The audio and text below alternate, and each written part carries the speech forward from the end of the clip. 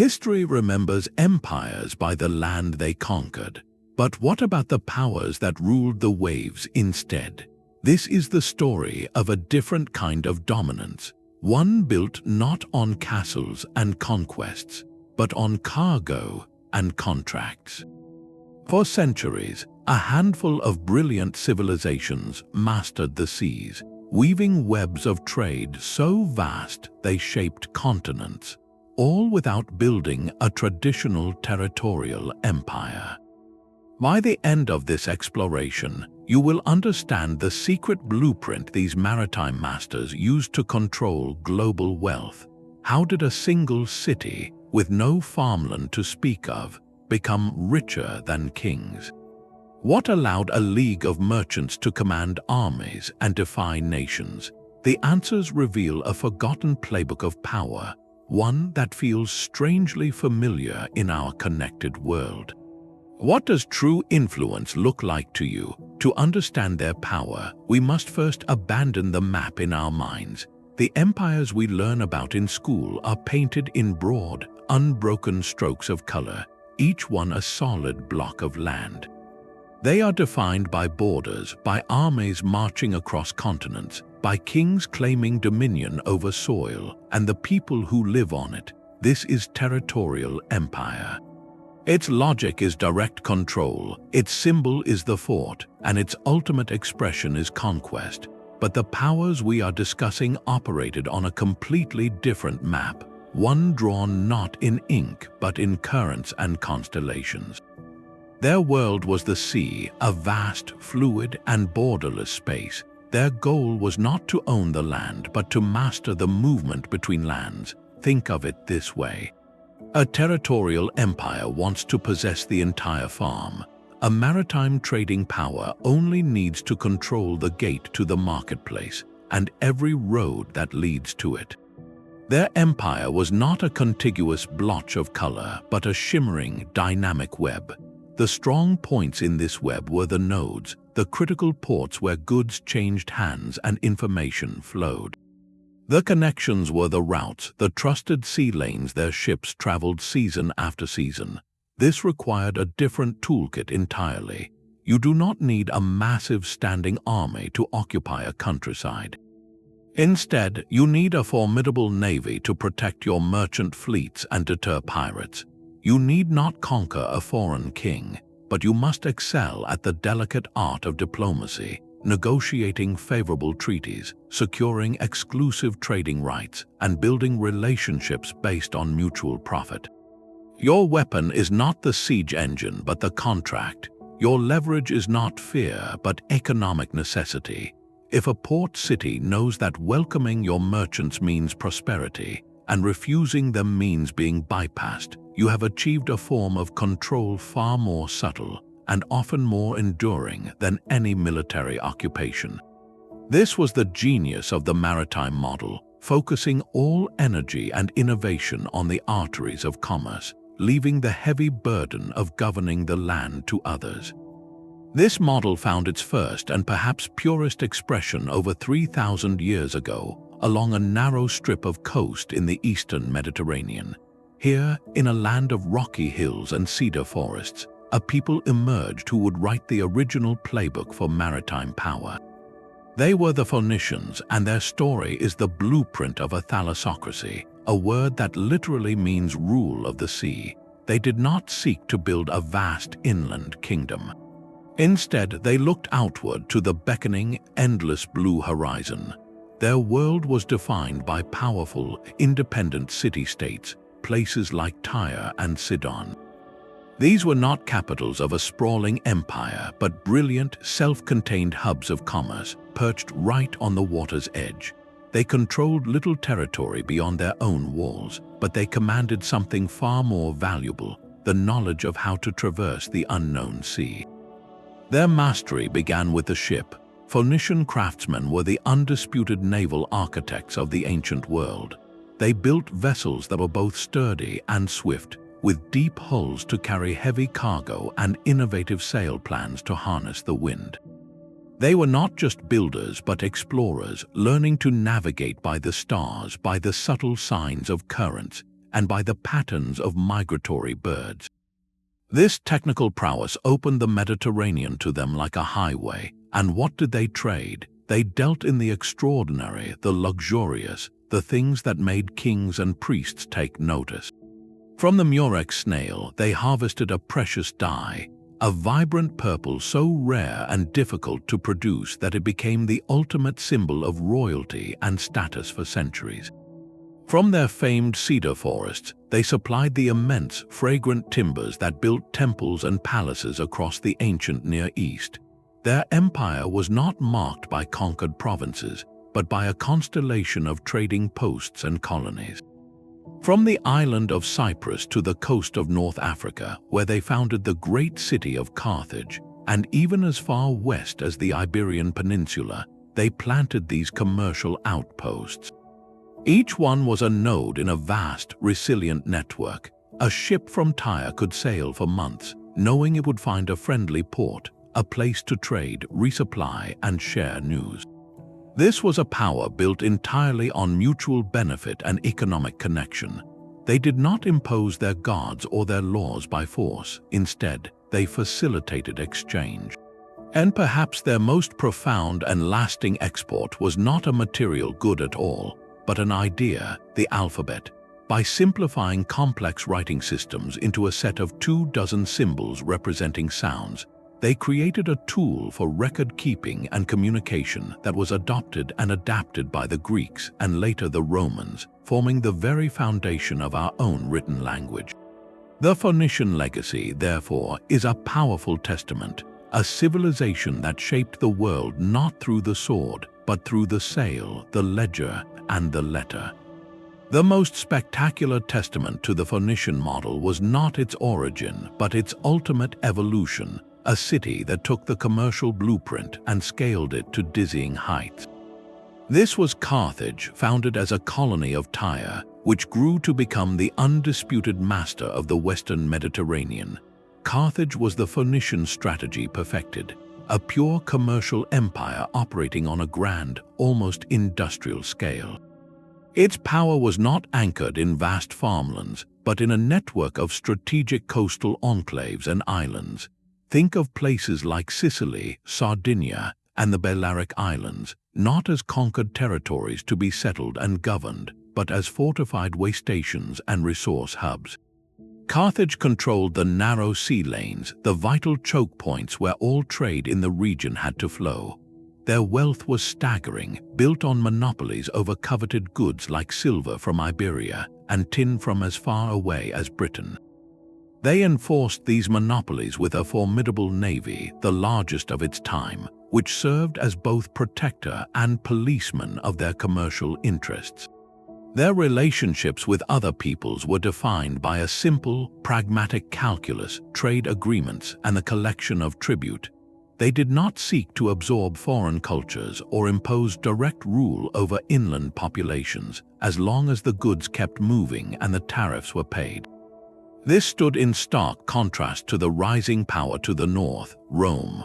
Rome was the archetype of the territorial empire in the making, its identity and security tied to the relentless expansion of its borders, the incorporation of new lands, and the direct administration of conquered peoples.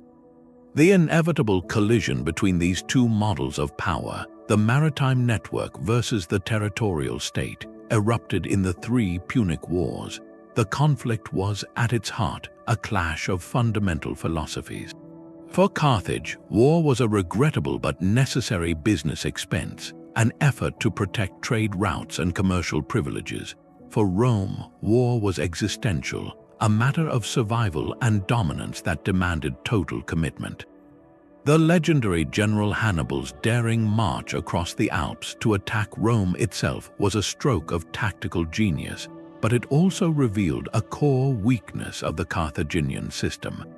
Even at the gates of Rome, Hannibal's goal was not the permanent conquest of Italy, but rather to break Roman resolve and force a favorable peace treaty that would restore Carthage's commercial primacy.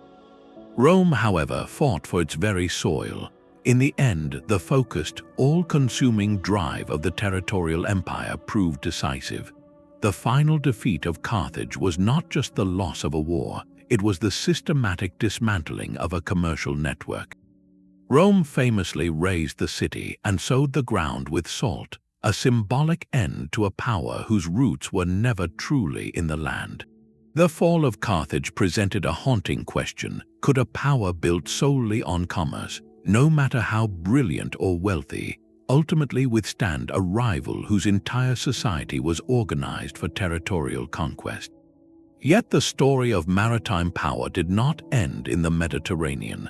Centuries later and half a world away, a different kind of invisible kingdom rose to dominance, proving the model could flourish in an entirely new context. This was the Srivijaya Empire, a realm so elusive to modern archaeology that for a long time, historians wondered if it was more legend than fact. We knew of it primarily from scattered accounts by Chinese pilgrims and Arab merchants, who spoke of a fabulously wealthy kingdom somewhere in the Indonesian archipelago. There were no grand stone cities to discover, no vast palaces crumbling in the jungle. Srivijaya's power was not built to be seen on land. Its throne was the ocean, and its crown was a strip of water barely 50 miles wide, the Malacca Strait. This narrow passage between Sumatra and the Malay Peninsula is one of the most critical choke points in maritime history, then and now.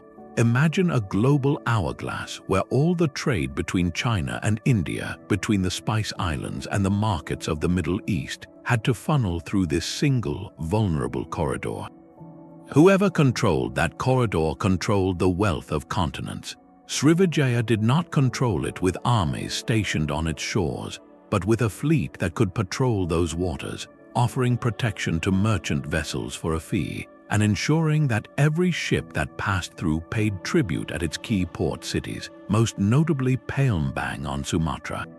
This was an empire of harbors, not hinterlands. Its political structure reflected this fluid reality. Scholars describe it as a mandala state, a concept very different from our idea of a nation with fixed borders. Think of a mandala as a series of concentric circles of influence radiating out from a powerful center. The center, Srivijaya's capital, did not directly administer distant territories. Instead, it exerted power through a web of alliances, oaths of loyalty, and the sheer economic magnetism of its ports.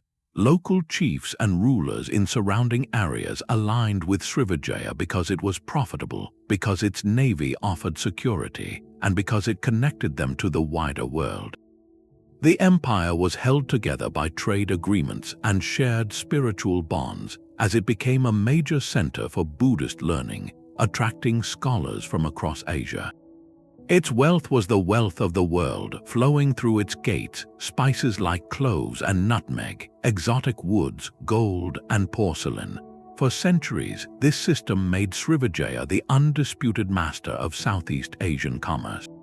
But its fate also reveals the fragility of a power built solely on geography and trade flows. It did not fade because it was invaded and conquered in a great war, but because the currents of commerce slowly shifted. New routes opened, alternative straits were used, and political power centers arose elsewhere. When the trade moved, the invisible kingdom, with no vast agricultural heartland to fall back on, gradually faded back into the mist from which it came, leaving behind whispers of its greatness in old texts and the enduring strategic importance of the strait it once commanded. While Srivijaya's influence faded, the strategic logic of controlling the archipelago's seas did not. This brings us to a civilization often celebrated as a great empire, yet one whose true nature reveals the enduring power of the maritime model. The Majapahit Empire, based on the island of Java in the 14th century, presents a fascinating and complex case. History books often paint it as a vast territorial empire, the golden age of ancient Indonesia. And it did command a powerful heartland with a magnificent court and significant inland control. But to understand Majapahit's reach, we must look beyond Java's shores. Its true dominion was not measured in square miles of jungle, but in the loyalty of distant ports and the obedience of sea lanes. Majapahit was at its core a maritime hegemon. Its power radiated across the thousands of islands of Nusantara, what we now call the Indonesian archipelago, not through permanent occupation, but through a sophisticated web of relationships. This network was built on a combination of naval prestige, diplomatic marriage alliances, and most importantly, the compelling logic of commerce. The empire's formidable navy ensured that the seas were safe for trade, or unsafe for those who defied its will. Local rulers in places like Sumatra, the Malay Peninsula, and Borneo pledged allegiance to the Javanese king, not because a Majapahit governor occupied their town, but because doing so brought immense benefits. Aligning with Majapahit meant protection for your merchant ships, access to its powerful ports as trading hubs, and inclusion in the most lucrative economic network in the region. In return, these rulers sent symbolic tribute to the court, a gesture that acknowledged Majapahit's overlordship and sealed the commercial pact. This system allowed Majapahit to manage the flow of the world's most desired commodities, the spices of the eastern islands. Nutmeg, cloves, and pepper moved through this network, heading west to waiting markets in India and beyond. The empire's wealth was not extracted from conquered farmland, but from its position as the central broker, the guarantor of stability in a sprawling maritime marketplace. It functioned less like a centralized Roman state and more like the head of a vast and voluntary trading federation.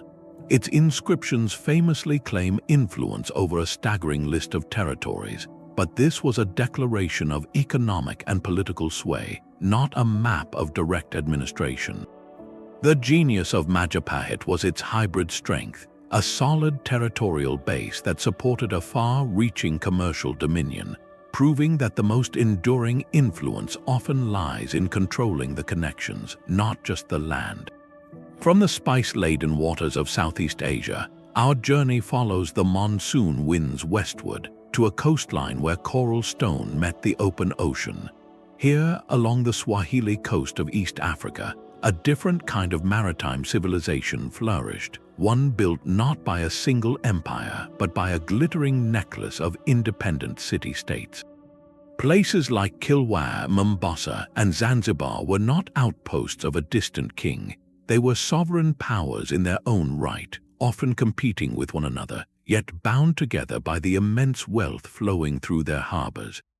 Their story is the ultimate expression of a network's power, where political fragmentation did not mean weakness, but instead created a dynamic and resilient commercial system.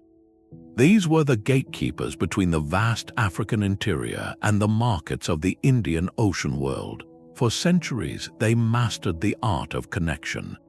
From the heart of the continent came extraordinary goods, gold from the legendary mines of Great Zimbabwe, gleaming ivory, and exotic hardwoods. These treasures arrived via long caravan routes, reaching the coast where Swahili merchants, with their sophisticated dhows, waited to transport them across the sea. In return, ships from Arabia, Persia, India, and even China brought textiles, spices, porcelain, and other luxuries, which then traveled back inland. This exchange made cities like Kilwa fabulously wealthy, able to build magnificent palaces and grand mosques from carved coral stone, monuments that still whisper of their former grandeur. The true genius of this network, however, was its cultural fabric. The Swahili civilization was a profound synthesis, a blending of Bantu African foundations with Arabic and Persian influences, all woven together by Islam and the common language of trade, Kiswahili. A merchant in Zanzibar could pray in a mosque whose architecture echoed the Middle East, conduct business in a language understood from Mogadishu to Mozambique, and live in a society deeply rooted in African traditions. This cultural fluency was their greatest asset, allowing them to act as the essential intermediaries between continents. It is crucial to understand that these city-states were never politically unified under a single ruler. They were a constellation of rivals. Yet, this very rivalry may have fueled their collective success, as each port innovated and competed to attract more trade, creating a coast-wide ecosystem of commerce that no single inland empire could easily dominate or replicate. Their power was purely transactional, resting on the trust of their partners and the reliability of their harbors. This raises a profound question about the nature of influence. Can a disconnected network, bound only by shared commercial interest and culture, wield more enduring power than a centralized state? The Swahili coast suggests that for centuries the answer was a resounding yes, until the day a new kind of power arrived not just to trade, but to conquer and control the land itself. But even the most brilliant networks face a moment of reckoning, a point where the logic of the sea meets the rising tide of territorial ambition. While the Swahili city-states thrived on their cultural bridges, a different kind of bridge was being built far to the north, one made of ice, timber, and sheer commercial will. Here, in the cold waters of the Baltic and North Seas, a power emerged that defied every medieval convention, an entity that looked less like a kingdom and more like a multinational corporation. This was the Hanseatic League, a confederation so unique it had no king, no capital, and no flag in the traditional sense. Its authority was stamped not on royal decrees, but on the wax seals of merchant guilds and the ledgers of free cities. Imagine the medieval world dominated by feudal lords, knights, and the power of the church. In this landscape, the Hansa was a startling anomaly. It was not a state, but a league, a voluntary alliance of over 100 trading cities, from Lübeck and Hamburg to Cologne and Danzig. Their bond was not blood or faith, but profit and mutual protection. They created a commercial empire without borders, its true territory consisting of a web of special trading posts called contours. These were fortified enclaves in foreign lands, from the Steelyard in London to the Peterhof in distant Novgorod, Russia. Within these contours, Hanseatic merchants lived under their own laws, judged their own disputes, and enjoyed exclusive trading privileges negotiated with local rulers. It was extraterritoriality in the medieval age, a bubble of mercantile law in the heart of other kingdoms. Their economic dominance was absolute in Northern Europe. They controlled the flow of essential bulk goods that fueled growing cities, timber for shipbuilding and construction, thick furs for warmth, and most importantly, salt and herring. The preservation of fish was vital for feeding populations, and the Hansa's control over the herring fisheries and the salt trade gave them a grip on the very sustenance of nations. But how did a group of merchants without a crown enforce their will? Their tools were ruthlessly modern. Their primary weapon was the trade embargo. If a king or a city threatened Hanseatic privileges, the League could simply shut off trade. Imagine the port of Bruges, a vital commercial hub, suddenly finding that no Hanseatic cog would dock, that its access to Baltic grain and furs vanished overnight. The economic pressure was often enough to force a reversal of policy. When economic coercion failed, they had their own military force. The Hanseatic fleet was a powerful navy, funded by member cities, that could patrol sea lanes, crush pirates who threatened their ships, and on occasion, wage full-scale war to protect their interests. They besieged cities and defeated royal fleets, all without a single Hanseatic knight ever swearing fealty to a liege lord. Their goal was never to conquer land to rule it, but to conquer market share to control it. They sought not sovereignty but privilege, not territory but access. For centuries, this made them the true power brokers of Northern Europe, richer and often more influential than many of the kings whose lands their goods traversed. The Hansa proved that in a world of crowns and castles, the most formidable force could be a well-organized ledger and a shared commitment to the bottom line. Yet even the mighty Hansa, for all its commercial brilliance, remained a league of separate cities. To find a single city that perfected the art of maritime sovereignty, we must travel south to a place where the very streets are made of water. Venice did not simply engage in trade, it became trade, a living organism engineered from its first stone to thrive on the sea. Its origin story is one of necessity, not ambition.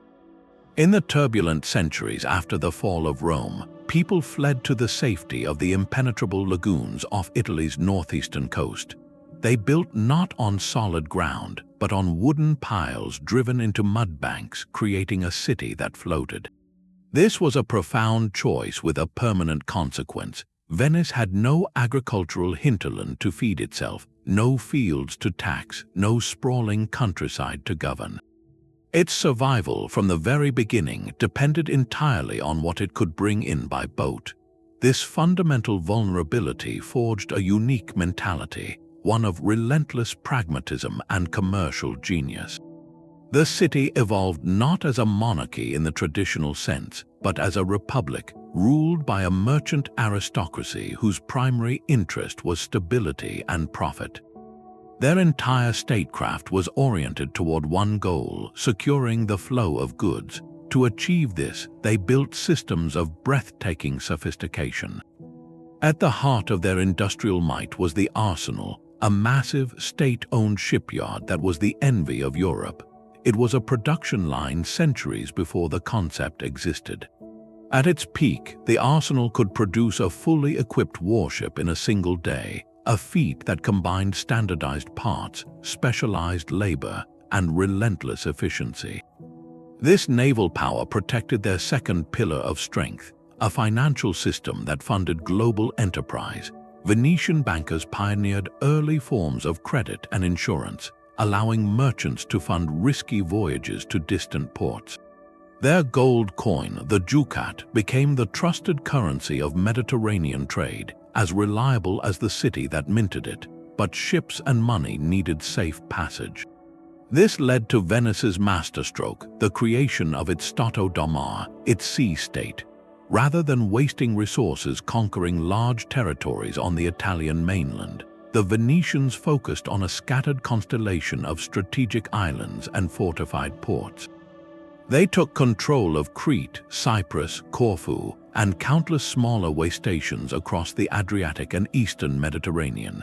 Each of these points was not a colony to be settled, but a guarded warehouse, a naval base, and a stepping stone. This network secured the sea lanes all the way to the Levant, to the great trading hubs of Alexandria and Constantinople.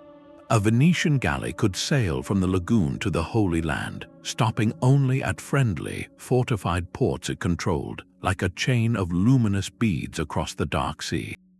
Their diplomacy was equally calculated, a fluid dance of alliances and betrayals always in service of commerce.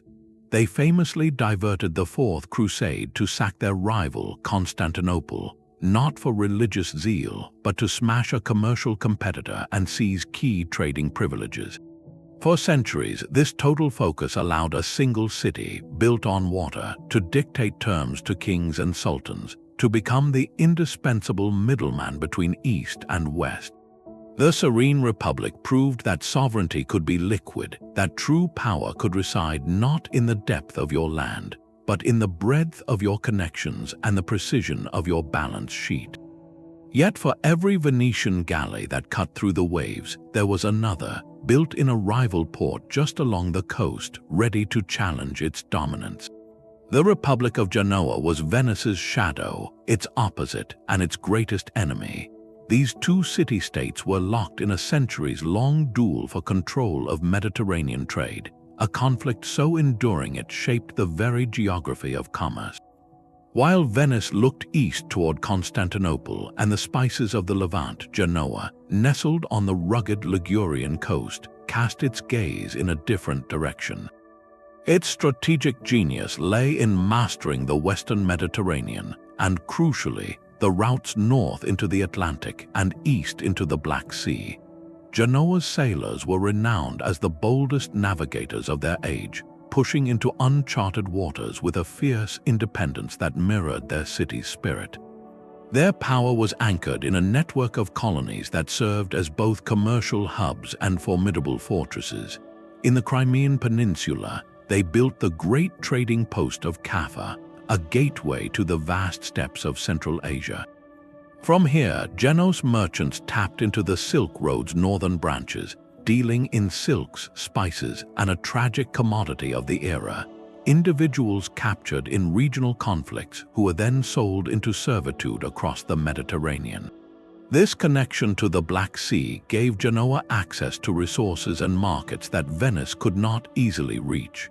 But the engine of Genoa's power was fundamentally different from that of its rival. Venice operated like a corporation, with the state as the majority shareholder, directing the fleet, running the arsenal, and orchestrating trade as a public enterprise. Genoa, by contrast, was a city of fiercely competitive private families. Clans like the Grimaldi, the Doria, and the Spinola were not just wealthy merchants. They were banking dynasties, naval commanders, and political factions rolled into one. Their immense private fortunes built the ships, funded the voyages, and raised the armies. This created a dynamic, often chaotic, source of strength. A Genoa's trading venture was a speculative investment by a family consortium, driving innovation and daring in search of monumental profit. Yet this same structure made the Republic politically volatile, prone to internal feuds and coups as these great families vied for control. The rivalry between these two models, the corporate state versus the family conglomerate, played out in a series of devastating wars across the 14th and 15th centuries. They fought not for territory in the traditional sense, but for exclusive contracts, for the right to dock at a certain port, for control over a single lucrative trade route. Their battles were colossal naval engagements, with hundreds of galleys clashing in struggles that could bankrupt the loser. This relentless competition, however, had an unintended consequence. It drove both cities to explore further, innovate faster, and fund more ambitious ventures. In a very real way, the fury of their rivalry accelerated the mapping of the Mediterranean world. So we are left with a pivotal question from this centuries-long struggle. In the contest between a unified corporate state and a constellation of rival family enterprises, which model of commercial power ultimately proved more resilient when the old world began to change? While Genoa and Venice dueled in the Mediterranean, a new maritime power was rising in a far different sea, one born from resistance. On the arid coast of the Arabian Peninsula, the Omani Empire emerged not from ancient tradition, but from a fierce struggle for independence. For over a century, Portuguese forts had dominated the shores of Oman and the Swahili coast, their cannons controlling the entrance to the Persian Gulf and the trade of the Western Indian Ocean. But in the mid-1700s, a powerful local dynasty, the Yoruba, rallied Omani tribes and drove the Europeans out. This was not just a military victory, it was a declaration of a new order. The Omanis, master sailors of the Arabian Sea, would now build their own network, a thalassocracy reborn from the ashes of foreign domination. Their model was a familiar one, but executed with stunning effectiveness. Under the later Al-Busedi dynasty, Omani influence stretched in a great arc from the Persian coast, across the Arabian Sea, to the shores of East Africa. They commanded not a contiguous land empire, but a constellation of fortified ports that functioned as commercial and military hubs. On the island of Zanzibar, they established a second capital, a thriving clove-producing center that became the heart of their western domain. They held Mombasa with its formidable Fort Jesus, and even maintained a presence at the strategic port of Gwadar, on what is now the coast of Pakistan.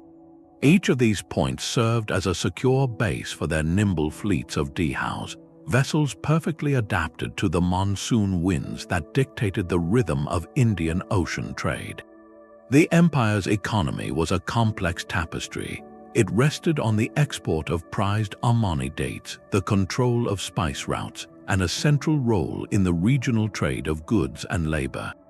The movement of individuals within this system was a profound and difficult aspect of the era's economy, one that fueled Zanzibar's plantation growth and connected the interior of Africa to markets across the ocean. It is crucial to understand that Omani territorial ambition was deliberately limited. They sought coastal strongholds and islands, places from which their ships could project power and collect customs duties, but they showed little interest in conquering the vast inland territories behind those ports. Their power was afloat, its authority measured in control of harbors and sea lanes. For nearly 2 centuries, the Al-Buseti sultans in Muscat and Zanzibar presided over a commercial domain that made them key players in a globalizing world, proving that the ancient logic of maritime networks could still forge empires long after the age of Columbus. The power of these maritime giants rested on a shared, formidable toolkit, one forged not for conquest but for control. Their dominance was not proclaimed from a throne on land, but asserted from the deck of a ship through relentless innovation and a very specific kind of military strategy. At the heart of this was the vessel itself, a constantly evolving masterpiece of engineering. Each civilization perfected a design for its unique seas and purpose. The Phoenicians crafted the bireme, a sleek warship powered by 2 banks of oarsmen, granting it speed and maneuverability unmatched in the ancient Mediterranean for pursuit or escape. Centuries later, the Venetian arsenal refined the war galley into a floating fortress, long and low, driven by both sail and the grueling labor of rowers, designed to ram enemy ships or deploy soldiers in close combat. In the colder, rougher waters of the North Sea, the Hanseatic League relied on the cog, a sturdy, round-hulled merchant ship with a single square sail. Its high sides made it a difficult target to board, and its vast hold could carry the bulk cargoes of timber, salt, and herring that were the lifeblood of northern Europe. These were not just boats, they were the engines of empire, each design a direct answer to the question of how to move goods safely and efficiently across a specific stretch of open water. But a superior ship is useless if you cannot find your way. Navigation was their second great art. Long before the magnetic compass became widespread, these sailors were masters of reading the natural world. Phoenician and Arab pilots navigated by the stars, memorizing the constellations that guided them across featureless oceans. They understood the seasonal monsoon winds of the Indian Ocean, timing their voyages with the precision of a railway schedule, knowing the wind would blow them east for 6 months and west for the next 6. In northern Europe, Hanseatic captains used sounding leads to measure depth and studied the color of the water and the flight of seabirds to gauge their distance from unseen shores. This accumulated knowledge, passed down from pilot to apprentice, was a state secret more valuable than gold, turning the terrifying emptiness of the sea into a charted highway. With the right ships and the knowledge to guide them, these powers could then enforce their will upon the waves. Their military objective was never the large-scale invasion and occupation of foreign soil. Instead, it was the surgical control of movement. This meant constant patrols of key sea lanes, their warships acting as both police and protectors. A merchant vessel flying the flag of a powerful league or city-state knew that pirates would think twice before attacking, and if they did, retribution from the League's fleet would be swift and severe. The ability to project force over great distances was their ultimate deterrent. When a rival port or a local ruler threatened their trading privileges, they did not march an army across a continent. They sent a fleet to blockade the harbor, a form of economic siege that could bring a city to its knees without a single soldier setting foot inside its walls. Their conquests were equally precise. They seized islands, rocky outcrops, and narrow straits, the geographic choke points of global trade. Think of the Venetian capture of Crete and Cyprus, or the Hanseatic control of the Sound between Denmark and Sweden. These were not lands to be settled by farmers, but strategic locks on a commercial waterway. By holding the key, they could open or close the flow of wealth for entire regions. This was the essence of their power, a razor-sharp focus on the arteries of commerce, leaving the heavy, costly burden of governing the body of the land to others. Their mastery of the sea was only the beginning, a means to a spectacular end. The true source of their wealth, and thus their power, lay in what they carried in their holds. These maritime empires were not general storekeepers. They were the ultimate specialists, dealing in the rarest, most desired commodities the world had to offer. They understood a fundamental economic truth: immense profit lies not in moving mountains of grain, but in transporting a chest of pepper that could be traded for its weight in silver. Their empires were built on monopolies over luxury. The Phoenicians did not just trade purple dye, they owned the secret of its production from the murex snail, creating a color so exclusive it became synonymous with royalty itself. The Srivijayans and later powers did not merely ship spices, they controlled the critical bottlenecks through which cloves from the Moluccas and nutmeg from the Banda Islands had to flow. The Hanseatic League's power rested on herring and salt, humble goods in themselves, but they monopolized the preservation and distribution of this vital source of protein for a fasting continent. By controlling the source, the route, or the knowledge of production, these networks could dictate prices to a captive market, generating the staggering surpluses that funded their navies and their grandeur. But moving a luxury good from a remote Indonesian island to a noble's table in Venice or Cairo was a logistical puzzle of breathtaking complexity. It required not just one ship, but a relay of trust spanning thousands of miles and multiple cultures. This is where their genius truly shone, in the creation of the world's first integrated, long-distance supply chains. A single strand of silk or a sack of peppercorns was touched by dozens of hands along a meticulously managed route. Local growers harvested the spice, indigenous traders brought it to a coastal collection point. A Srivijayan or later, a Javanese merchant would purchase it, transport it to a major emporium like Palembang or Malacca. There, it might be sold to a Gujarati trader from India, whose ship would carry it across the Bay of Bengal. In a Persian Gulf port, the cargo would change hands again to an Arab merchant, finally reaching the warehouses of Alexandria or Constantinople, where a Venetian or Genoa agent would bid for it. At every node, value was added and a tariff was paid. The maritime powers excelled at managing these chains, not by owning every link, but by securing the most profitable ones, the ports where goods were consolidated and the sea lanes that connected them. They provided the security, the standardized weights and measures, and the commercial infrastructure that made this dizzying global exchange not only possible but predictable. To grease the wheels of this vast, risky machine, they became the innovators of high finance. The scale and danger of these voyages demanded solutions beyond a merchant's personal purse. Out of necessity, they developed sophisticated commercial instruments that are the direct ancestors of our modern financial system. The Commander contract, widely used in the Mediterranean, was a revolutionary form of venture capital. A sleeping partner would provide the capital to fund a voyage, while the traveling merchant contributed his skill and labor. Upon the ship's safe return, the profits were split according to a pre-arranged ratio, spreading the risk and enabling people without great wealth to participate in trade. Marine insurance emerged as a way to hedge against the ever-present dangers of shipwreck and piracy. A merchant could pay a premium to a syndicate of underwriters. If the cargo was lost, the insurer would cover the loss, allowing trade to continue even after a disaster. Letters of credit allowed a merchant in Genoa to give a piece of paper to his agent in Alexandria, who could then collect funds from a local associate, eliminating the need to transport chests of gold across pirate-infested seas.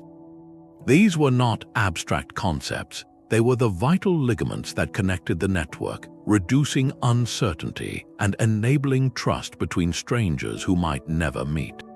They turned commerce from a gamble into a calculated enterprise, allowing capital to flow and networks to expand with a resilience that simple force could never provide.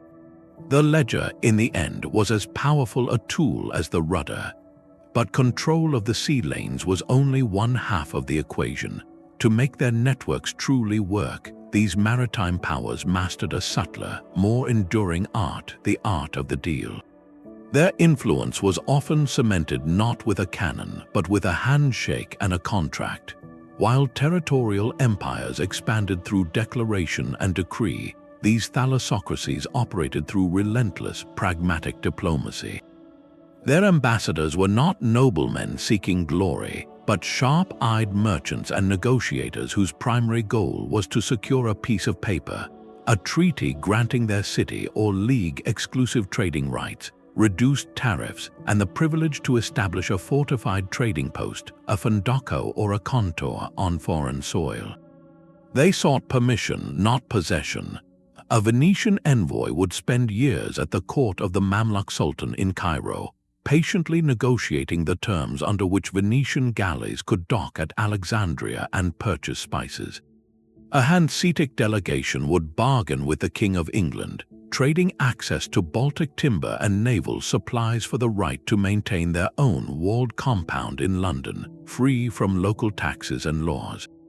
This was a transactional world where influence was purchased with economic promise rather than seized by force. The deal was always mutual. A local ruler gained access to luxury goods, naval protection, and a lucrative stream of customs duties, while the maritime power gained a secure node in its ever-expanding web. This constant, quiet negotiation was the glue that held their stateless empires together, a flexible system of alliances that could adapt far quicker than the rigid borders of a land-based kingdom. Yet the most profound deals were often unspoken, woven into the very fabric of culture and belief. To thrive in distant lands, these traders did not just bring goods, they brought ideas, and more importantly, they learned to listen. The Srivijayan rulers, for instance, did not merely control the Malacca Strait, they transformed their capital into a renowned center of Buddhist scholarship. By patronizing monasteries and attracting learned monks from across Asia, they became more than just toll collectors. They became spiritual benefactors and cultural hubs. A merchant from China or India would feel a sense of kinship and intellectual respect in Srivijaya, making the port not just a convenient stop, but a trusted one.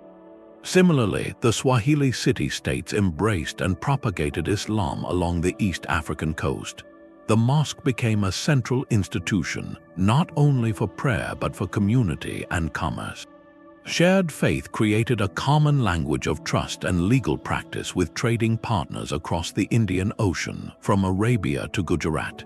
It facilitated marriage alliances, built networks of credit, and established a moral framework for business dealings.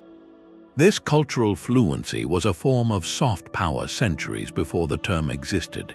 It allowed these maritime communities to integrate seamlessly into local networks, to become insiders rather than perpetual outsiders. They built influence by building relationships, by offering something beyond mere material exchange. This stands in stark contrast to the hard power of a territorial conqueror, whose primary tools are imposition and assimilation. A Roman legion or a Mongol horde demanded submission, often reshaping local customs and religions to fit the imperial mold. The maritime trader, however, had no interest in forcing a change of heart, only in ensuring a reliable flow of goods. Their power was persuasive, not coercive, built on the understanding that the most profitable port is a willing one. In the long run, this reliance on soft power and mutual benefit created a different kind of legacy, one of cultural diffusion and interconnectedness that often outlasted the political power of the traders themselves. The very languages, religions, and commercial practices they helped spread became permanent threads in the tapestry of global history, proving that sometimes the most effective empire is the one you cannot see on a map. These networks needed anchors, physical places where the abstract flow of commerce became concrete.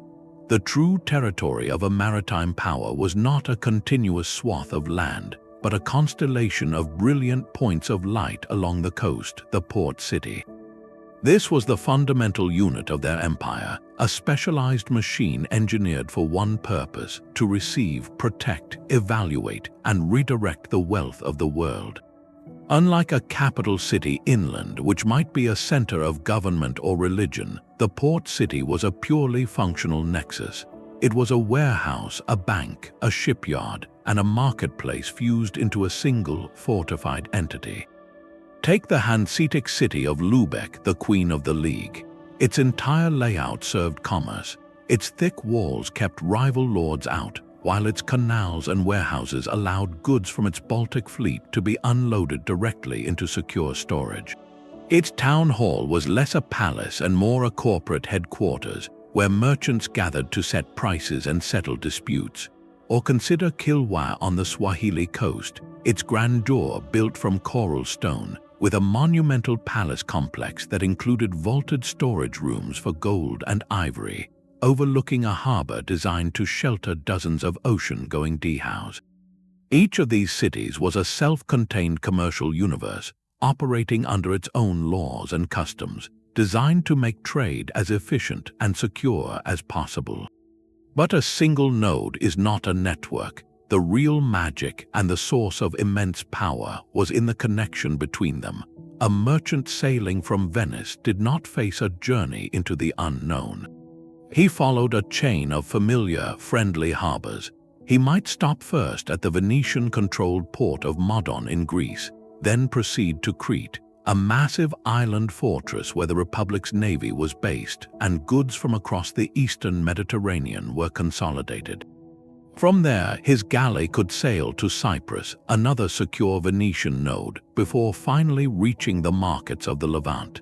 At every stop, he found a similar environment: officials who spoke his language, used his weights and measures, and operated under legal frameworks his home city had negotiated. This repeatable, reliable experience turned a dangerous sea voyage into a manageable logistical operation. The network provided a kind of safety and predictability that no single ship, no matter how well armed, could achieve alone. The land between these shining ports was often irrelevant, a blank space on their mental map.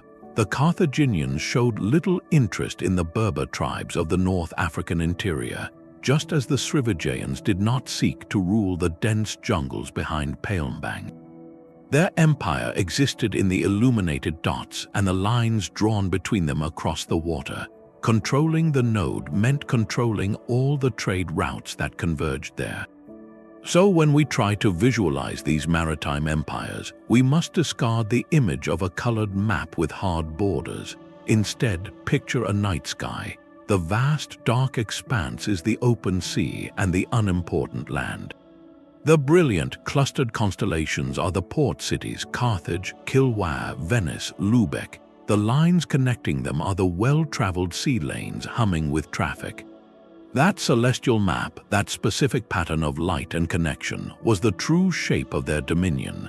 It was an empire of places designed not for living in, but for passing through, where the greatest power resided in the ability to welcome a ship, tax its cargo, and send it safely on its way to the next point of light.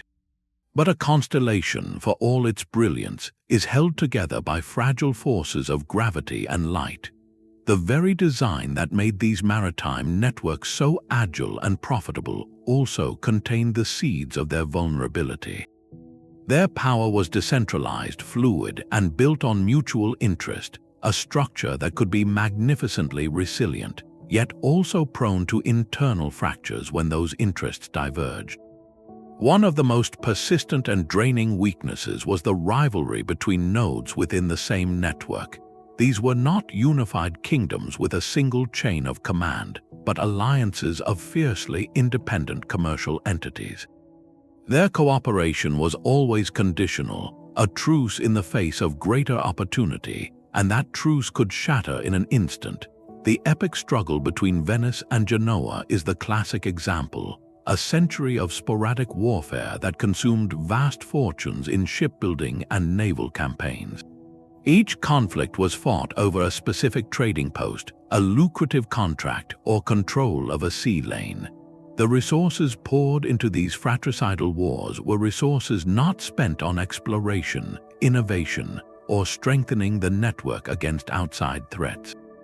They were a catastrophic drain, a civil war within the very idea of a commercial thalassocracy. This pattern repeated elsewhere. The Swahili city-states, while sharing a common culture and language, were often political and economic rivals. Kilwa, Mombasa, and Malindi competed for the favor of foreign merchants and the caravan trade from the interior. This competition could spur excellence, but it also prevented them from presenting a unified front, leaving them exposed as individual ports rather than a cohesive coastal power.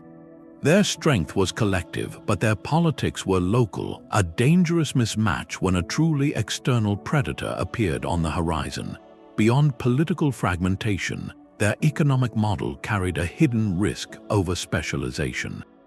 Many of these powers built their legendary wealth on a breathtakingly narrow foundation, the monopoly of a single, supremely valuable commodity.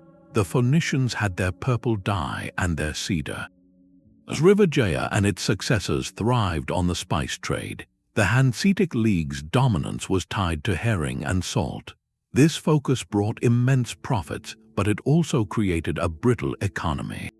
What happened if the secret got out? If another power learned to cultivate the murex snail or discovered an alternative source of purple dye, the Phoenician advantage evaporated. If a new sea route bypassed the Malacca Strait, Srivijaya's reason for being vanished overnight. If herring stocks migrated or new preservation methods were developed elsewhere, the Hanse's grip loosened. Their entire societal architecture was engineered around controlling a specific flow of wealth, and if that flow was diverted, the structure could collapse. There was little to fall back on. Unlike a territorial empire with diverse agricultural regions, mines, and populations to tax, the maritime network's heart was a harbor, and its lifeblood was a single type of cargo. This made them spectacularly successful, yet also peculiarly sensitive to shifts in taste, technology, or geography. Finally, their political structure, so effective for commerce, could be a liability in a crisis. The Hanseatic League's strength was its collective bargaining power, but reaching a consensus among 100 proud, independent cities was often slow and contentious. In a military emergency, could they mobilize as quickly as a king who could simply command his armies? The merchant aristocracies of Venice and Genoa were prone to internal factionalism, with great families vying for control, sometimes paralyzing decision-making at critical moments. The leader of a trading expedition was a brilliant negotiator, not necessarily a seasoned general. When the threat changed from a commercial competitor to an existential enemy bent on territorial conquest, the committee-based, profit-driven governance of the network could struggle to match the singular, ruthless focus of a centralized state. Their model was optimized for prosperity, not for prolonged total war. So while their lights shone brightly across the water, the cords that bound them were strained by competition, and their foundations were anchored in sands that the tides of change could suddenly wash away. The fragility of a network built on light and connection would be tested by a new kind of shadow on the horizon. This was not the shadow of a rival merchant fleet, but of something more formidable, a hybrid power that blended commerce with the uncompromising logic of the territorial state. The age of the pure thalassocracy was ending, challenged by the rise of what historians call the Gunpowder empires. These were centralized, expansionist states like the Ottoman Empire, Mughal India, and Ming China. But the most direct threat to the old maritime networks came from their European counterparts who took this model to sea. The Portuguese, arriving in the Indian Ocean at the very end of the 15th century, were the shocking herald of this new order. They did not come to join the existing web of trade, they came to seize its control points by force. Their advantage was not in larger ships or better knowledge of the monsoons, but in a brutal technological leap, heavy naval artillery.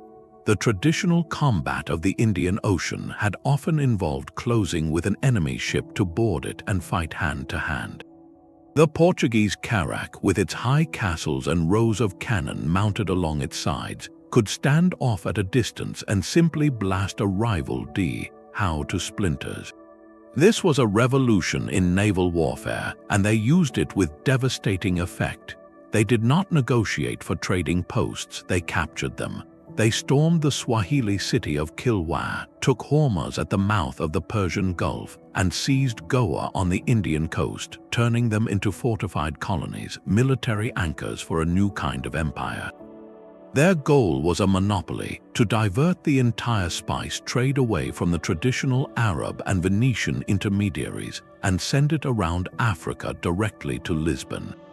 They operated a license system requiring any local merchant to purchase a cart as a safe conduct pass from Portuguese authorities to sail, effectively turning free trade into a taxed privilege they alone controlled.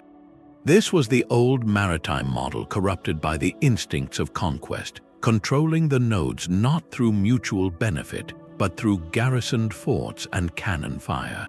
The Portuguese experiment, however, was often more brutal than sustainable. Their resources were stretched thin, and their harsh tactics bred constant resistance. The true evolution of this new model came with the next wave, the chartered trading companies of the 17th century, most famously the Dutch and English East India Companies. These entities took the concept to its logical and chilling conclusion. They were, on paper, private corporations granted monopolies by their home governments. But in practice, they were sovereign powers in their own right. The Verenigde Oostindische Compagnie, the Dutch East India Company, could mint its own coins, raise its own armies and navies, negotiate treaties with foreign princes, and wage war. It was a state-sponsored commercial enterprise with the power to conquer territory, and it did so with ruthless efficiency. The company's strategy was a calculated blend of the old and the new. Like the Hanseatic League, it sought exclusive trading contracts and minimized costs. But like the Portuguese, it was utterly willing to use military force to secure them. When the price of nutmeg in the Banda Islands was not to its liking, the company did not send a negotiator, it sent a fleet and soldiers. The resulting conflict led to a profound alteration of the island's community and its traditional way of life, as the company imposed a plantation system to control production absolutely. This was no longer about controlling a port, it was about owning the source itself, the very soil the spices grew in. The English East India Company followed a similar path, initially setting up coastal trading posts or factories, but gradually being drawn into the political intrigues of a fragmenting Mughal empire. To protect its commercial interests, it found itself raising private armies, fighting local rulers, and eventually administering vast territories in India, collecting taxes and governing millions of people. This was the final, decisive departure from the Thalassocratic blueprint. The Venetian Republic never sought to govern the farmers of Crete, only to control its harbors. The East India Companies, however, became landlords, tax collectors, and rulers. They merged the maritime network with the territorial empire, using the profits of trade to fund the armies of conquest, and using the revenues of conquered land to fund further trade. The older maritime powers were simply outmatched. The Omani fleet could harry the Portuguese, but it could not withstand the systematic, corporate military machine of the Dutch East India Company. The merchant kings of the Swahili coast or Southeast Asia, masters of soft power and negotiation, had no answer for an opponent whose first language was not commerce, but sovereignty backed by siege cannon. The world of fluid connections and voluntary alliances was being carved up into spheres of influence owned by distant shareholders. The sea was no longer a neutral highway, it was becoming a mapped and contested space, its routes leading not to independent emporiums, but to company docks and colonial capitals. The arrival of the chartered companies signaled a profound mutation in the very DNA of maritime power. Among them, the Dutch East India Company stands as a colossal and contradictory figure, a corporate hydra that was both the last great Thalassocracy and the first modern imperial corporation. Chartered in the year 1602, it was not a state, yet it wielded powers that would make kings envious. The Dutch government granted this private enterprise a stunning array of sovereign rights, a monopoly on trade east of the Cape of Good Hope, the authority to build forts, maintain armies and navies, wage defensive war, and negotiate treaties with foreign princes. It was, in essence, a nation disguised as a business. Its shares traded on the Amsterdam Exchange while its admirals commanded fleets that could reshape continents. Its operational blueprint at first glance resembled the classic maritime network. It established a chain of fortified trading posts, which it called factories, at strategic points across the Indian Ocean. Its crown jewel was Batavia, founded on the island of Java, a meticulously planned port city with canals and warehouses that served as the nerve center for all company operations in Asia. Another critical node was the Cape Colony, established not as a settlement for farmers, but as a vital refreshment station where company ships could take on fresh water, vegetables, and meat on the long voyage between Europe and the East Indies. These were the familiar glowing points on the map, designed to control the flow of goods. But here the similarity to Venice or Srivijaya ended. The company's charter did not just allow for trade, it demanded a monopoly, and it was willing to go to brutal lengths to enforce it. Nowhere was this clearer than in the Spice Islands, the remote archipelago that was the sole source of nutmeg and cloves. The local rulers there were accustomed to dealing with many traders, playing one off against another to get the best price. The company's philosophy was utterly alien to this system. It sought not just a share of the trade, but absolute control over production itself. When the islanders resisted or sold to competitors, the company's response was not a negotiation, but a series of military campaigns. Company soldiers, armed with the latest European weaponry, would land on these islands, subdue the local populations, and systematically reorganize the entire economy. They would uproot spice trees from islands they did not control to concentrate production, and they imposed a quota system on the remaining growers, who were forced to sell exclusively to the company at prices it set. This was no longer merely controlling a port, it was conquering the very soil and dictating the lives of those who worked it. The company had crossed a fateful line, moving from managing a network of trade to administering territory by force. It became a hybrid, a maritime power that had absorbed the logic of territorial empire. Its governors in Batavia were not just merchant factors, they were colonial administrators collecting taxes, dispensing justice, and commanding regiments. This model generated staggering wealth for its shareholders, but it also represented the final evolution, and in many ways the corruption, of the old maritime ideal. The Dutch East India Company was the hinge upon which history turned, proving that commerce, when fused with sovereign power and military might, could create an entity more powerful and more ruthless than any traditional kingdom. It ushered in the era of imperial capitalism, where the flag followed the trade and the ledger justified the conquest. The ghost of those ancient networks still walks among us, its silhouette visible in the very architecture of our modern world. While the flags of the great Thalassocracies were lowered long ago, the systems they pioneered did not vanish, they simply evolved, their logic embedded in the foundations of our global age. Their first and most profound legacy is the very idea of a connected planet.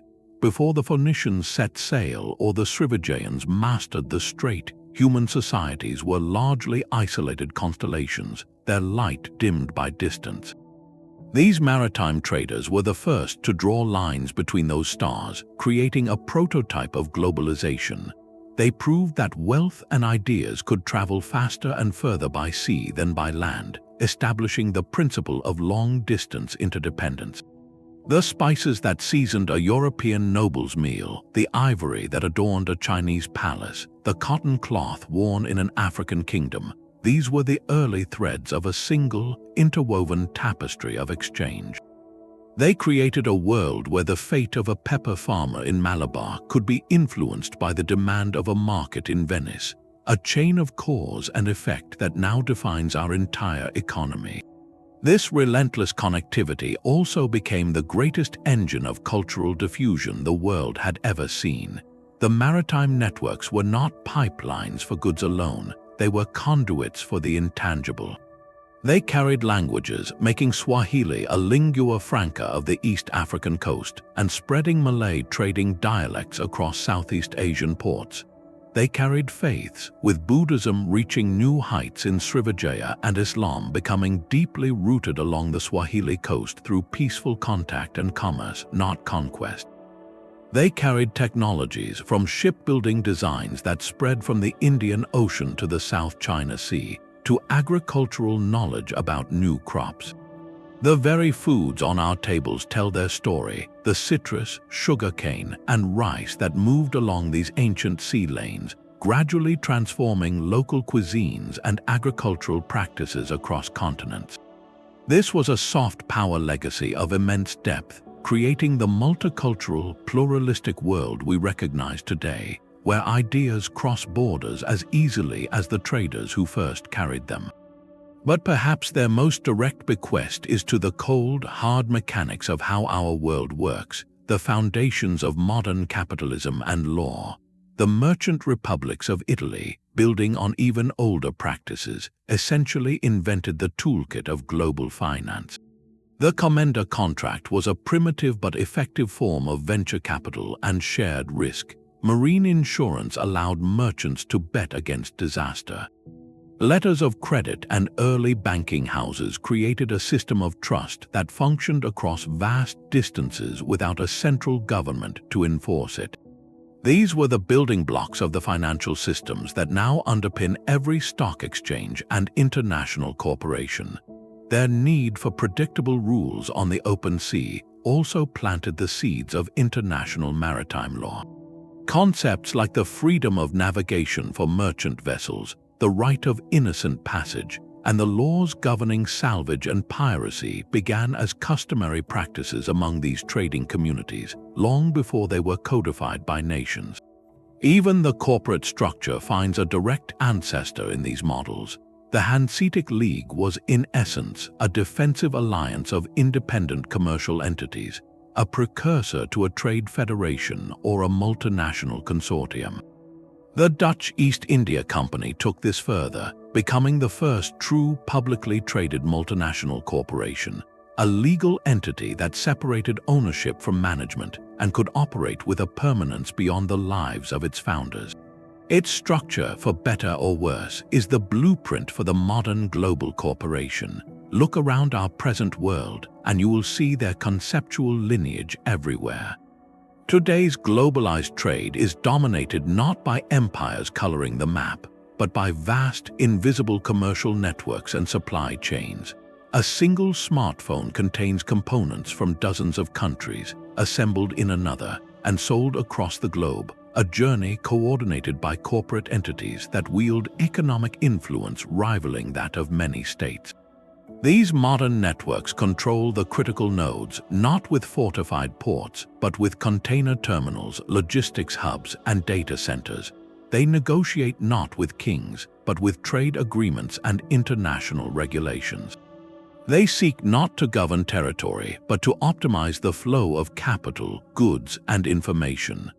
The power of a major tech firm or a shipping conglomerate today echoes the power of the Hanseatic League or the Venetian Republic, a power derived from controlling pathways and setting the terms of exchange. The sovereign state remains, but its authority is now layered over and intertwined with these stateless commercial webs, creating a complex, hybrid world the ancient maritime traders would find strangely familiar. Their legacy, therefore, is not a ruined city or a faded flag, but the very operating system of our interconnected planet, a permanent reminder that sometimes the most enduring empires are those you cannot see. Yet for all we understand, these maritime empires leave behind a cloud of unresolved questions, debates that keep historians arguing late into the night. The first great puzzle revolves around a single word: territory. We have painted these powers as masters of the sea who avoided the burdens of land, but was that always their true intention? Take the Majapahit Empire with its grand Javanese heartland and its claims of sway over a vast archipelago. Some scholars argue this was not a rejection of territory, but a redefinition of it. In the Southeast Asian worldview, a Mandala state's power was not measured by borders on a map, but by the intensity of its influence at the center, which rippled outward in ever-weakening circles. To Majapahit's rulers, the submission of a distant port, signaled by the sending of symbolic tribute, was an expansion of their realm, their territory conceived as a sphere of allegiance rather than a plot of administered soil. Similarly, the Omani Empire's focus on coastal forts and islands might look like a classic maritime strategy, but their deep involvement in the plantation economies of Zanzibar required a level of control over land and labor that looks suspiciously like territorial management. The line between a trading post and a colony, between a commercial pact and a form of indirect rule, is often blurred. This forces us to ask, did these powers avoid territorial ambition, or did they simply possess a more fluid, sophisticated understanding of what territory could be? Perhaps their genius was in recognizing that in a maritime world, influence over people and ports could be more valuable than deeds to empty acres. This leads directly to a second, more uncomfortable debate: the role of force. The romantic image is of peaceful merchants bridging cultures, their ledgers their only weapons, but the historical record is rarely so clean. While trade was always preferable to conflict, these networks were not sustained by goodwill alone. The threat of violence was the dark foundation upon which the glittering edifice of commerce was often built. The Hanseatic League's trade embargo was a powerful tool, but when Bruges or Novgorod resisted, the League's response could be a fleet of warships imposing a brutal blockade, starving a city into submission. The Venetian Republic's entire Stato d'Armor was a chain of fortresses, seized and held by military might.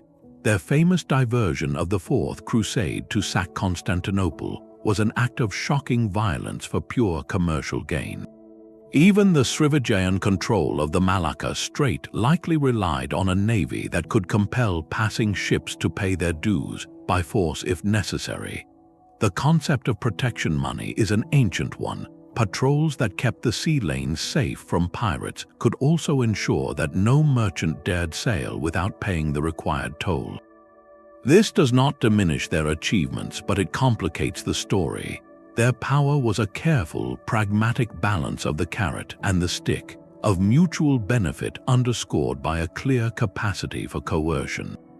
The most successful networks understood that prosperity required order, and order, in their world, was ultimately guaranteed by the strength of their ships and the resolve of their admirals.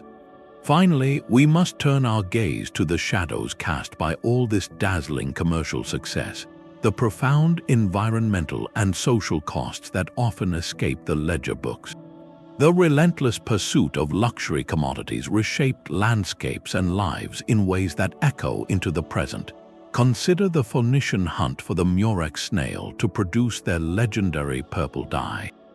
Historical accounts suggest that harvesting the countless snails needed for a single gram of dye created mountains of rotting shells, potentially altering local coastlines and ecologies. The insatiable demand for spices led to ecological monocultures, as islands like the Banda Group were transformed into vast nutmeg plantations, their diverse ecosystems replaced by a single, valuable tree. On a human scale, the networks facilitated movements of people that were integral to their economies. The transoceanic trade included, in various eras, the transport of individuals under conditions of servitude, a difficult aspect of the global economy that connected the interior of Africa to the markets of the Middle East and the plantations of the New World. This system fueled the growth of Zanzibar as a clove powerhouse, but it came at an immense human cost, a legacy of hardship that is inseparable from the island's commercial grandeur. Even the Hanseatic League's booming herring trade, while feeding millions, likely contributed to the overfishing of Baltic stocks, an early example of resource depletion driven by global demand. These impacts remind us that history is rarely a simple tale of triumph. The maritime networks were engines of connection and innovation, but they were also engines of extraction and change, leaving behind altered worlds. Their story challenges us to hold both truths at once, to admire the brilliance of the web they wove, while acknowledging the price paid, often by distant environments and vulnerable people, for the treasures that flowed along its strands. The Hanseatic League's decline was not a sudden shipwreck, but a slow leak, a gradual drifting into irrelevance as the world's currents shifted around it. Its fall is a masterclass in how a perfectly adapted system can become its own cage. The first and most direct threat came from the very entities the League had once outmaneuvered, the rising territorial states. For centuries, kings had tolerated the Hanse's special privileges, its walled contours and tax exemptions, because they needed the goods and the shipping capacity the League provided. But by the 16th century, powerful centralized monarchies in England, Sweden, the Netherlands, and Russia were no longer content to let a foreign merchant consortium control their economic destiny. They began to nurture their own merchant marines, enacting protectionist laws known as navigation acts that favored native ships. The English monarchs, for instance, systematically revoked the League's centuries-old privileges in London, stripping the steelyard of its autonomy. In the Baltic, a newly powerful Sweden under Gustavus Adolphus seized key Hanseatic cities and challenged the League's control over the region's resources.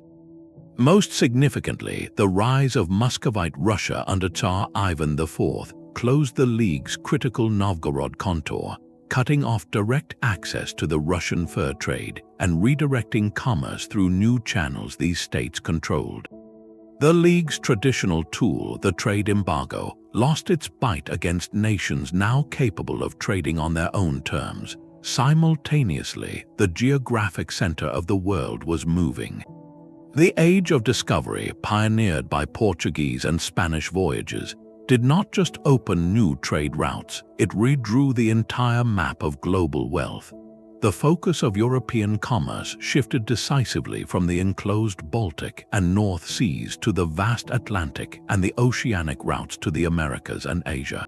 Spices, silver, and sugar now flowed into new ports like Antwerp, Amsterdam, and London, bypassing the Hanseatic network entirely. The League's heartland became a backwater.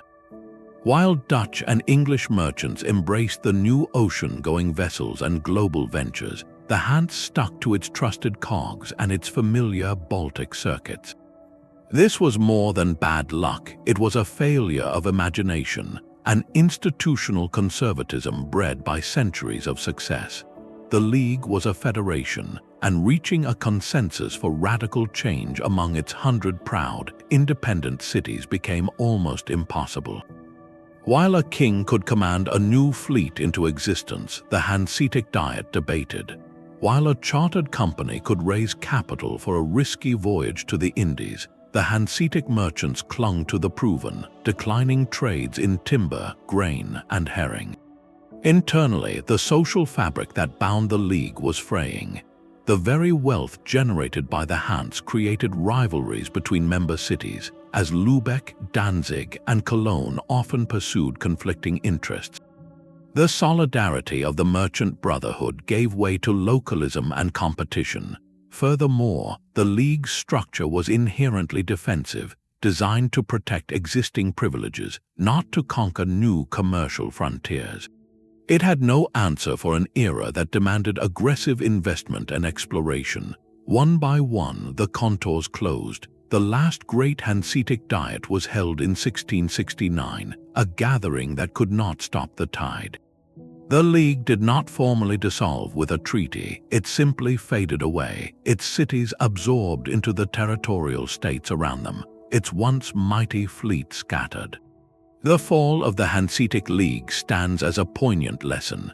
It shows that a network built on controlling pathways must be prepared for the pathways to change, and that a power derived solely from commerce must forever innovate, or watch its influence drain away into the channels carved by newer, more adaptable rivals. The most successful of these maritime powers shared a common heartbeat, a rhythm of adaptability that kept them alive through centuries of shifting tides. Their longevity was not an accident, but the result of mastering a delicate dance with change. The first step in that dance was an acute sensitivity to the geography of profit. When trade routes shifted, the great networks did not stubbornly cling to their old ports, they pivoted. Venice, for instance, did not simply rely on its Levantine spice trade. It constantly sought new connections, establishing relations with the Mamluks in Egypt and later the Ottomans, always finding a way to remain the middleman even as political powers rose and fell around it. This required a second vital trait, diplomatic fluidity. Their statecraft was a tool of commerce, not ideology. A Hanseatic merchant in Novgorod or a Venetian envoy in Cairo operated with a pragmatic flexibility that a traditional monarch, bound by honor and dynasty, often lacked. They formed alliances with yesterday's enemies if it meant securing a harbor, and abandoned them just as quickly when a better deal appeared. This was not treachery in their eyes, it was business, a relentless focus on maintaining the flow of goods above all else. Their survival also demanded constant innovation in both the marketplace and the shipyard. Commercial innovation meant developing the financial instruments, like insurance and credit, that reduced risk and enabled ever larger ventures. Military innovation meant relentlessly improving ship design, from the Phoenician bireme to the Venetian great galley, ensuring their navies could protect their interests. They understood that their power was a system, and every part of that system, from the ledger to the rudder, had to evolve. Conversely, the patterns of failure are just as clear, and often they are the mirror image of success. The most consistent fatal flaw was a creeping rigidity, an inability to adapt when the world moved on. The Hanseatic League's decline is a textbook case, its cities clinging to their Baltic-focused system while the age of Atlantic exploration and global trade dawned around them. They were masters of a specific, enclosed sea, but they failed to reimagine their network for a planet that was suddenly much larger. Closely linked to this was the danger of over-specialization. Building an empire on a single commodity, like Srivijaya on the spice route or the Phoenicians on purple dye, created spectacular but brittle wealth. If a new route was discovered or a substitute good emerged, the entire reason for the network's existence could vanish overnight. There was no diversified economy to fall back on, no agricultural heartland to provide stability when the trade winds shifted. Finally, and perhaps most decisively, these commercial powers often proved unable to counter a new kind of hybrid threat, the rising territorial state that had absorbed their own maritime tactics. They were outmatched by entities like the Dutch East India Company, which combined their commercial acumen with the full, focused military and political might of a nation-state. The merchant republics and leagues were optimized for profit and negotiation, not for the kind of total, protracted conflict that a sovereign kingdom could wage. When faced with an opponent that viewed commerce and conquest as two sides of the same coin, the older model of fluid, network-based power often fractured. Their story, then, is a timeless study in the balance between flexibility and focus, between the brilliant efficiency of a specialized system and the profound vulnerability that comes with it. These stories from the sea leave us with a profound historical choice. We have spent centuries studying the empires that colored the map, the conquerors who measured power in acres and subjects. But history whispers of another path, a blueprint for influence written not in soil, but in salt water and starlight.